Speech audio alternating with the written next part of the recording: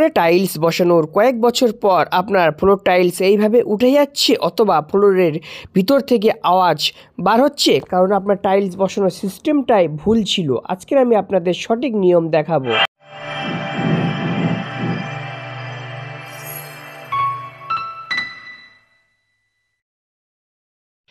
আমরা যে সিস্টেমে ফ্লোরে টাইলস বসিয়ে থাকি, আপনারা যদি সেই সিস্টেমে টাইলস বসিয়ে থাকেন তাহলে দেখবেন একটু টাইলসে কোনো রকম সমস্যা হচ্ছে না। তো আজকে আমি আপনাদেরকে সেটা প্রমাণ করে দেখাবো।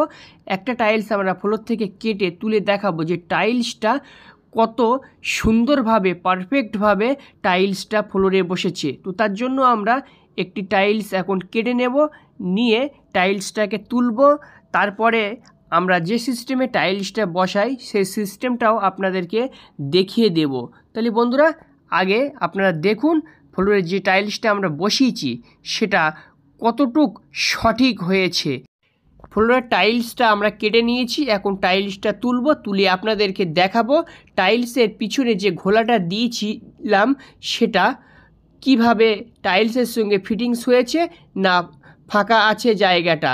তো দেখলে আপনারা বুঝতে পারবেন। দেখুন মশলাটা কত সুন্দরভাবে টাইলসের সঙ্গে আটকে আছে। তো এইভাবে টাইলস বসালে একটিও টাইলসে কোনো রকম সমস্যা আসবে না।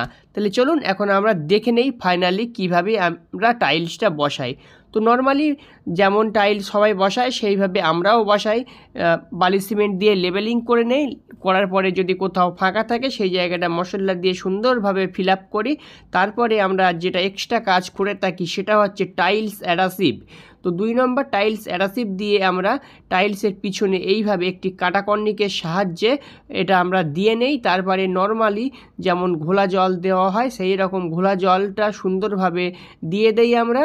দেওয়ার পরে একবার কর্নিক দিয়ে কেটে দেই যাতে এর ভিতরে ঘোলা জলটা চলে যায়। ঘোলাটা এমনভাবে আপনাকে বানাতে হবে যাতে না মোটা হয় না পাতলা হয়, মিডিয়াম বানাতে হবে।